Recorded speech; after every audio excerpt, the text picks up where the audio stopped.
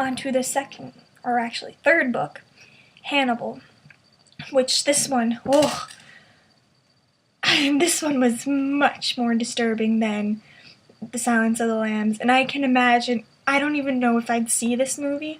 I think it's a movie. I'm pretty sure they've all been made into movies, but this one I think I'd have problems seeing, because there were some parts in the books where I'm like, oh, can't read anymore, I need to take a breather, this isn't happening, because it's really, really disgusting.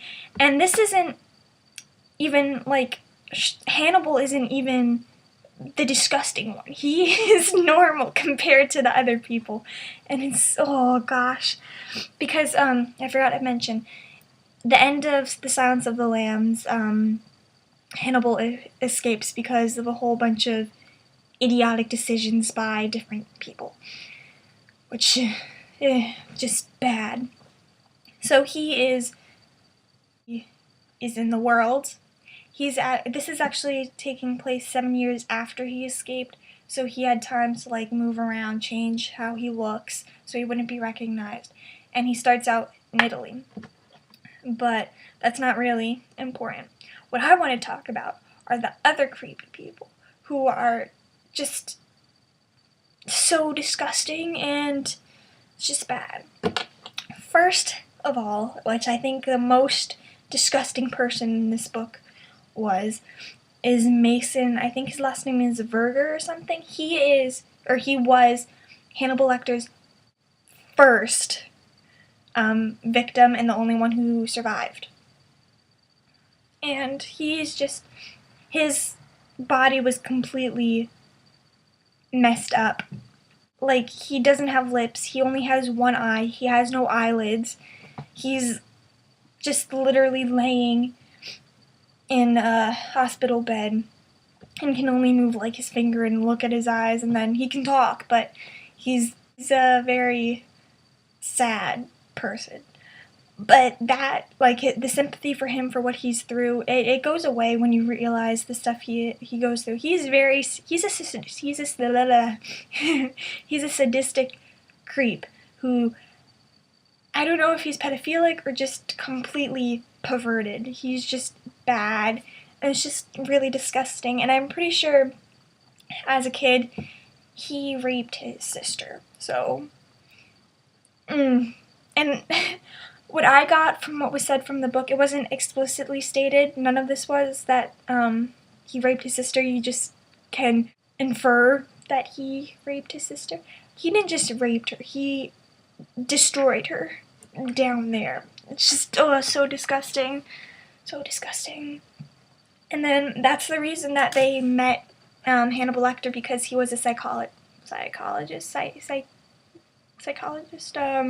can't think of the word, psychiatric person, something like that, psychiatrist, that is the word.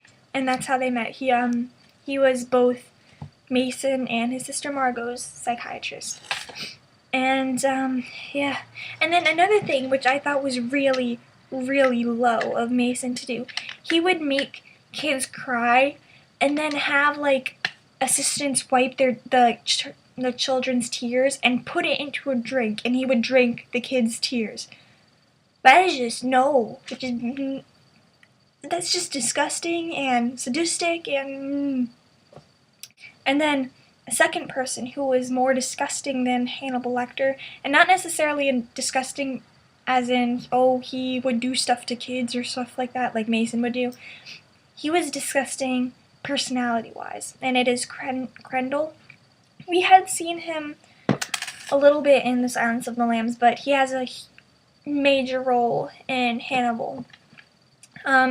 He is part of the Justice Department, I think, of the FBI, but he is present through working for Mason, he wants to get Hannibal Lecter and torture him for everything that Hannibal has done to him. But, yeah, so Mason basically wants Lecter brought to him.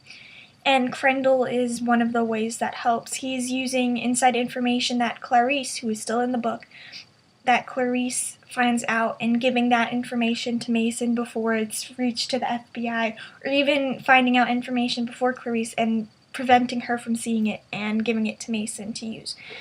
And he's just a huge dickhead. There's no nice way of saying it. He's a misogynistic asshole who becomes angry and I guess joins Mason's side because Clarice a while ago, sometime within the 7 years between The Silence of the Lambs and this book, who was turned down by Clarice, even though he's married, he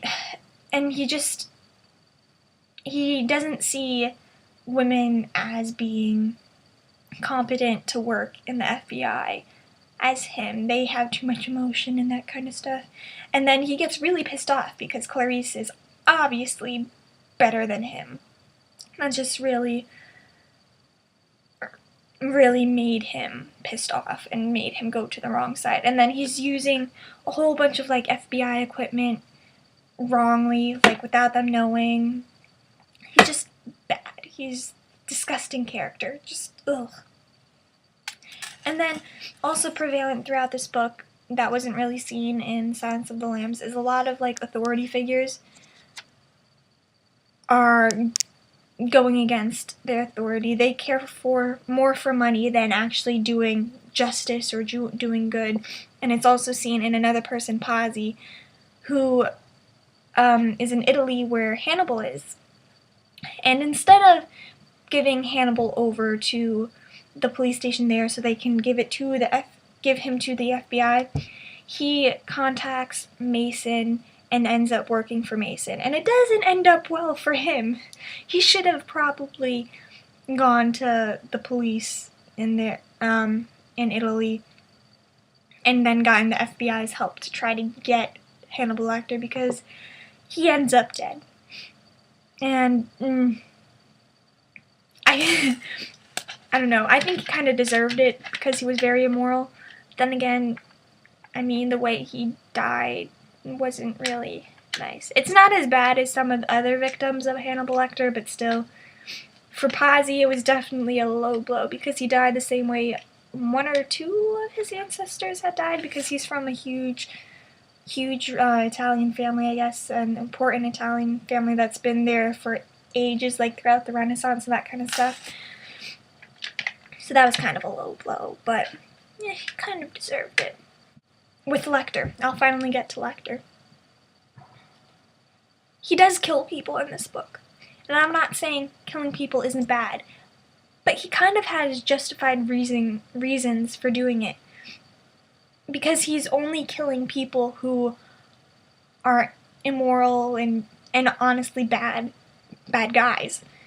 But, well, except for one person, he just does it to get the position he wanted. So that murder was kind of unnecessary. And, like, we find out somewhat, like, we get hints at why he turned out to be this way. Like, we learn a little bit about his past. And just from that, it's understandable why he kind of went off the bend. Because in this book, it's hinted at that he lost his sister in a way, and it's not outrightly stated, but it's hinted that his sister was eaten, and that he might have eaten her as well, or been forced to eat her. And it was when he was like a young child, I think around 8. So just that, he was forced to eat his sister. You can see why he is a little bit crazy. So, and why he turned out to be a cannibal, I guess, because at such a young age he was introduced to it, forced to eat his sister, who he really cared about. And I guess it's just understandable. I'm not saying it's good. I'm not saying it's good at all. Eating people is not good. It is frowned upon in most societies, as is said by Willy Wonka and Charlie and the Chocolate Factory. So, yeah, I don't see Hannibal being as big of a monster as you would expect, I guess. Which I guess it's probably really, really weird for me saying that, but it's kind of true. He's not as bad as you would expect. I think I'm just making myself sound more and more bad. But yeah. And then he also did some good stuff. He saved Starling because there was this whole thing where he was taken by Mason, but Clarice had witnessed his being kidnapped, so she followed them, and she went to bring him in, I guess, for the FBI, but she ended up getting shot because she didn't realize there were 3 people there with guns instead of 2, so she ended up getting shot, and Hannibal ends up taking her and caring for her, which that whole bit was a bit weird. He gets bad again. He starts drugging Clarice. I don't know with what drug or what kind of drug it was. It just did weird stuff to her. I don't even know. And then he starts feeding Krendler. They started feeding him to Clarice. Like, he was literally he was sitting at the table, and he was still alive.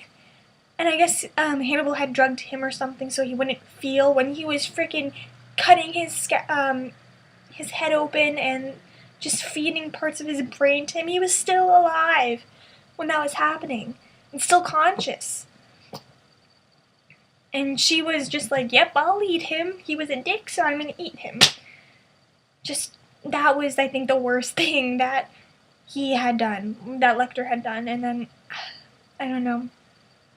And then, again, towards the end, the ending of this book was just completely mind-boggling. Because, like I said, the last couple of chapters are basically Hannibal caring and taking care of Clarice, drugging her, feeding her weird crap.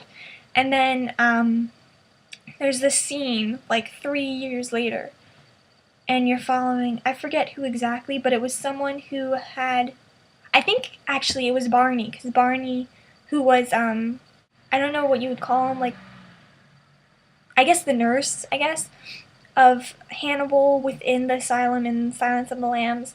He is prevalent throughout this, but not really necessary to talk about until the end. He goes to somewhere, I think, in France.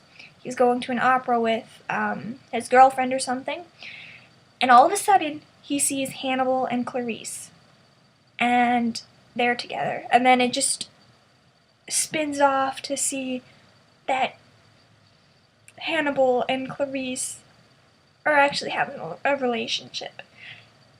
And it's kind of graphic a bit, but without actually stating stuff. Like, you can infer graphically what is happening between those two. It's just didn't even know. And then also the ending was a bit weird because it gets kind of surreal, I guess, because it's the first time. It's acknowledging the reader at the end. Like, it's saying, oh, we can't watch any more of what's going on because Hannibal might realize we're watching and do something about it. And we never really got any of that within The Silence of the Lambs or throughout the other Hannibal, like the beginning of this book. It's just really, really weird. And yeah, that's the end of the third, really, book.